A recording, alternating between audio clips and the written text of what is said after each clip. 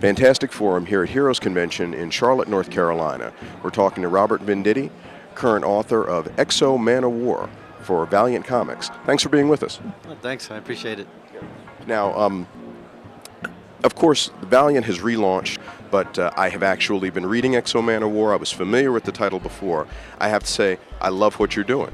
Find it very engaging. Tell us a little bit about working on that book. I appreciate that.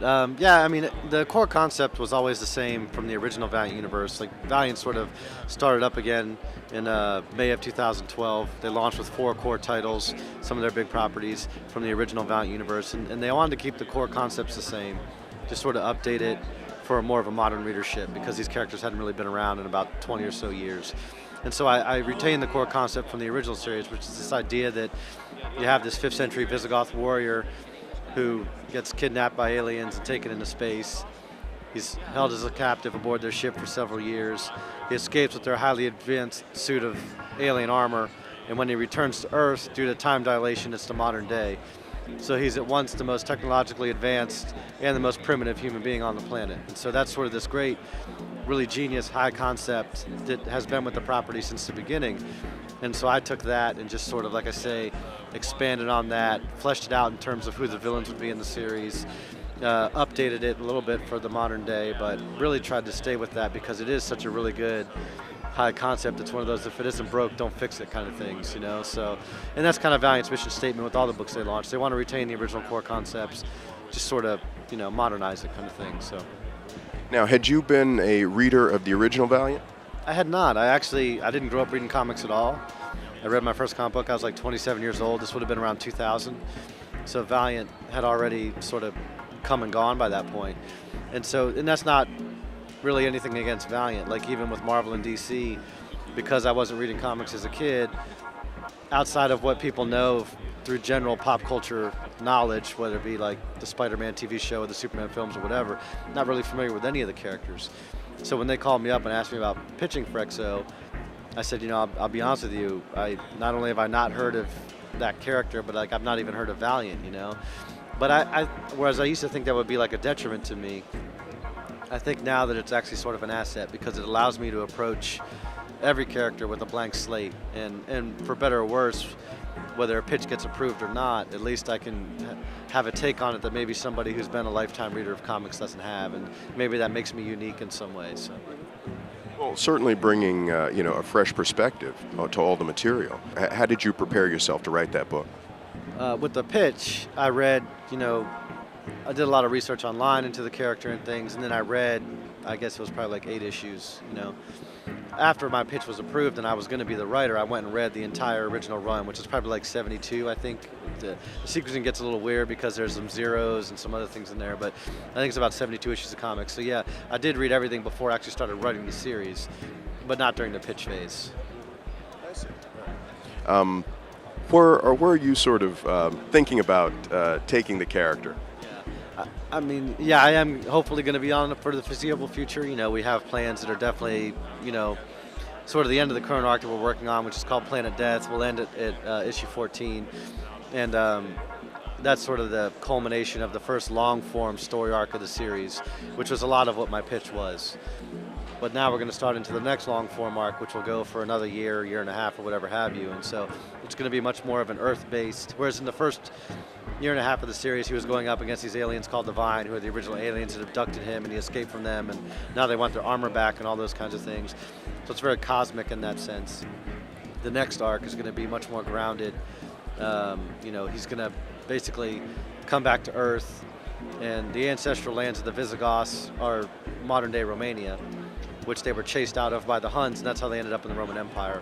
Well, he's going to go back and take back his homeland now, but the problem is it's like Bucharest, you know, so it's like he doesn't understand the concept of United Nations or NATO or any of these kinds of things because he doesn't come from an era like that. So he's doing what is completely justified to him in his 5th century Visigoth mentality, but he's just a man out of time, and that's, again, that great high concept that I really want to tap into and have those conflicts where you can relate to him and sympathize with him as a reader because he's not doing anything wrong. This is his homeland. He just doesn't get that this isn't the time that he lived in, you know. So it's going to be a lot of that kind of thing.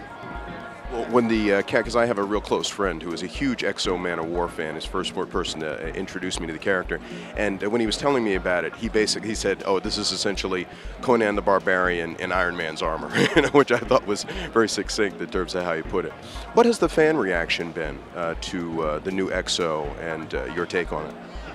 I mean, I've been pleasantly surprised. You know, the reviews from the comics press and even attention outside, you know, normal comics press into the mainstream and things, and the response from fans has been really positive, which I find very gratifying, and I feel very fortunate for, because you know, we wanted to bring in new readers, but we also wanted to make the readers of the original Valiant happy as well, and so that's kind of a tightrope you got to walk, and for the most part, not just with XO, but I think across the line, all the Valiant books, which is to the credit of, you know, the editorial and you know, the creative direction of the company, you know, at more of a corporate level.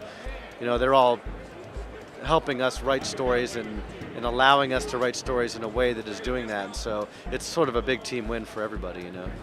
Well, the whole team atmosphere with Valiant is one of the things that has impressed me the most, and so I know that you get a lot of editorial support, a lot of executive support, you know, which I'm sure has to be good for you. Yeah, I mean, it's great. It's a great environment to work in because they're very open. Like, they want to hear all your ideas, and if they don't like an idea, like, there's never any, I mean, no matter how crazy and off the wall it is, like, they want to hear it, you know, so it's a very sort of open dialogue, you know, very energetic, you know, it's a small company, but they're real high energy and scrappy, and you know, they're just great guys to be around, you know, it's like a little close-knit family, whereas in a lot of situations, I think, you know, in any kind of job you would have, not just the arts, but whatever, you know, you have the employees and the bosses, you know, and it's not like that at all. It's like we're all in it together, so it's a real nice feeling. Are there any other Valiant books that you would like to start working on, or any other ideas that you're thinking that you want to launch that you can talk about? Yeah, nothing that I could talk about because they're very, you know, close-knit, but I can say that there are a couple of characters from the original Valiant that I've read that really interest me, and one of it's just Rye. He's a character that I find, you know, those stories are even still, I think, ahead of their time in some aspects, you know, so very ahead of their time for the era they were written in. So that's a really good book, and, you know, I didn't know anything about Ninjak before I wrote the Ninjak arc in XO, but I really enjoyed him as a character as well, so there's other things I'd like to do with him at some point, but, you know, how those things come about or whether or not they come about remains to be seen. They're very smart, and they're very methodical about their publishing plan, and they're expanding their line and things like that, and so, which I think, again, is the right thing to do, so, you know, we'll see what happens.